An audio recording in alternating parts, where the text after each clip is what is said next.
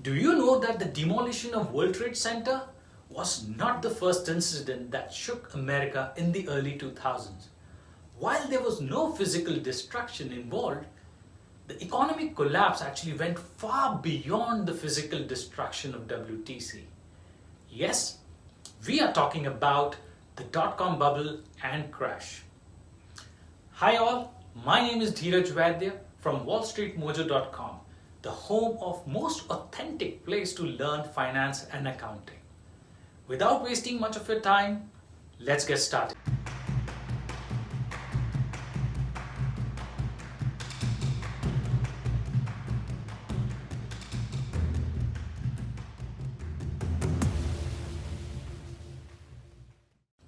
So before we move on to the dot-com bubble, let's first understand what dot-com companies are.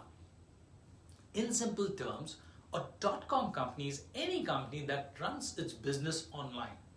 Now think of some of the famous dot-com companies example. You can pick any, right? Amazon, Google, eBay, all of these are like, examples of dot-com companies. But you must be also thinking that what actually led to the evolution of these dot-com companies? It all began in early 1990s, when the internet had just hit the US markets. And the development like the World Wide Web or WWW had hit the market globally.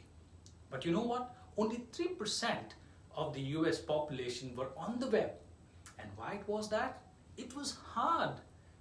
Until and unless you were kind of a techie, it was really hard for anyone to use.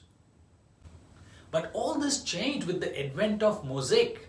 It was an easy to use web browser that combined the capabilities of pictures along with the web. And suddenly, web was not hard at all. It led to the massive surge in web traffic. And encouraged by this, all entrepreneurs started to make a move towards the online presence. And before long, all kind of dot-com companies like the search engines, the e-commerce, started to show up.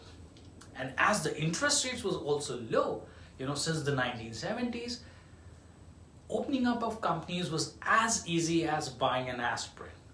Hope that makes sense. Wait a minute, hold on. This is not dot-com bubble that we have been raving about. Actually, the dot-com bubble starts now. So realizing the untapped potential of this online business, investors starts to heavily invest in these dot-com companies. So much was the hype around these companies that investors didn't even care to look at their background, what kind of business, business model, nothing. If they're online, let's invest in it. Some of the companies that benefited from this investment frenzy was, Pet.com, Poo.com, and so on. And then, Netscape Navigator actually came. That was again a very powerful web browser, and it added to the fuel of investment frenzy. Netscape Navigator actually attained a rock star kind of status when they went public. Such was the success of Netscape Navigator that on the very first day, its stock value doubled. And with this, investors, were encouraged even more. And there was no limit to the amount of money that got poured into the dot-com companies. Soon, the era of internet business started with, companies like auction sites, search engines, online retailers, and even food deliveries coming online. Such was the success of dot-com companies that from 1998 to 2000s, 30% of the IPOs actually belong to dot-com companies. Here are the two most success stories of this dot-com boom. The first one is that of SoftBank. It is said that the valuation of this company had reached a mind-boggling figure of $200 million. And its founder, Masayoshi Son, had become one of the richest person for a short while. Second is that of Nasdaq. That's basically the home of the biggest tech stocks. And it rose almost 5 times, from 1995 to 2000. Now that's impressive, right? Because so much money was invested in these companies that their stock value skyrocketed in no time. This made the company owners, millionaires and billionaires, right? And such was the mad rush to invest in these companies and startups that it didn't matter the company was overvalued at all. Sometimes investor funded the companies even before the product was launched in the market. Now wait and listen to this. So easy was it to get investments during these times that many were funded millions of dollars, just because they had created a website. Sounds crazy, right? Well, it was. But you know what? Most of the things that go up actually come down as well. And dot-com companies were no exception to this rule. Leading us to the next segment that's called as the Dotcom Crash.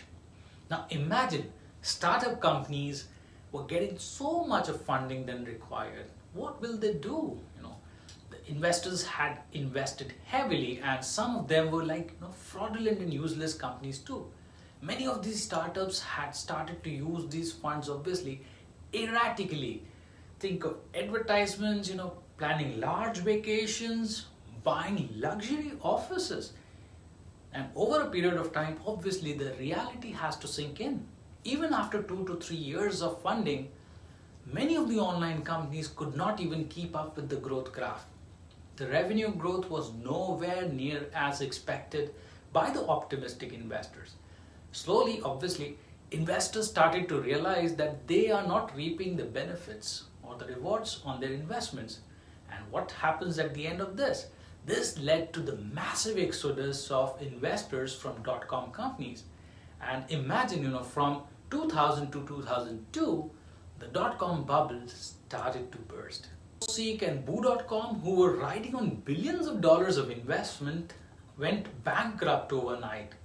The massive exodus of investors led to a very sharp fall in the share prices of these companies. And even companies like Amazon and eBay had to bear the brunt of this. Now, many companies in fact had to shut down due to no add-on investments because they were actually used to burning more cash. Many talented people also lost their jobs in the process because companies didn't have enough money to pay, So what will they do? They have to actually let go their employees. The final nail in the coffin was when 9/11 unfortunately happened. America was in complete recession and its shock waves were actually felt globally. Even I lost my job, I had a tech job after graduating as an engineer in 2001. But my offer got revoked, as the company went bankrupt. What else can they do? So at the end of the crash, if you look at what happened to the stock markets, they lost $5 trillion in market capitalization from its peak. Even NASDAQ, dropped 78% from its peak. So this is what we call as the dot-com crash. I hope you found this video to be useful. Please do like and share.